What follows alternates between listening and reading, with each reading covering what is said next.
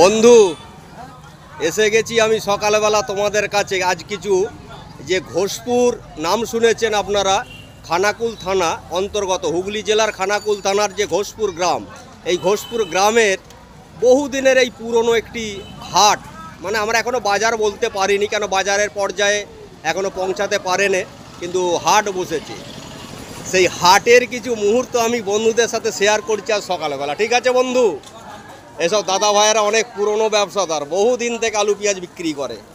ধন্যবাদ দাদা, কেমন আছো? আচ্ছা ঠিক আছে। আর এই যে দেখছেন, এই এক ব্যবসায়ী, এই যে পেঁয়াজ দেখতে পাচ্ছেন, ইনি হচ্ছে পেঁয়াজ।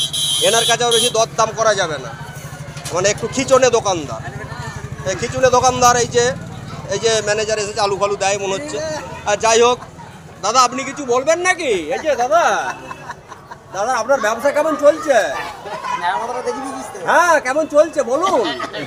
মোটামুটি ভালো চলছে। আচ্ছা বলো, দর্শকদিকে বলো, আমার বন্ধুদিকে কি বলবো। কতদিন করছো আলু পেঁয়াজের ব্যবসা?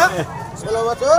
হ্যাঁ 16 বছর। আচ্ছা ঠিক আছে ঠিক আছে, দেখলে 16 বছর করছে আলু পেঁয়াজ, তারপর আরো ইত্যাদি ইত্যাদি সব আছে, এই যে দেখতে পাচ্ছেন। তবে এখন বেলা হয়ে গেছে তো, আজকে তো মেলাটা হয়ে গেছে। এই হাট বহু পুরনো হাট, এর ইতিহাস অনেক। আমি এই ইতিহাসটা বাতাবো একদিন অন্য দিন। এই হাট ছিল অনেক দূরে, মানে ছিল দোয়াদণ্ডয়। ইতিহাস বলবো, আমার এখানে হিন্দু মুসলমান একদম একসঙ্গে যৌথভাবে এই যে বাজার দেখতে পাচ্ছেন, এই বাজার আজকের নয়। ঠিক আছে বন্ধু? হ্যাঁ, এর অবদান অনেক আছে। আমার মুসলমান যে এক চাচা, তারপর আমার হিন্দু কাকা, বিরাট ব্যাপার বন্ধু। দেখো একদিন অন্যদিন আরও দেখাবো। ঠিক আছে, এখন আমি এটাই রাখছি। এই যে দেখতে পাচ্ছ, এই যে বসে আছে সব, খুব ভালোবাসে। এই হাট ছিল আগে অন্য জায়গায়, দোয়াদণ্ডয়। সে আমার এখানের ভাইয়েরা, সব দাদা ভাইয়েরা নিয়ে এসেছে বাজার এইখানে।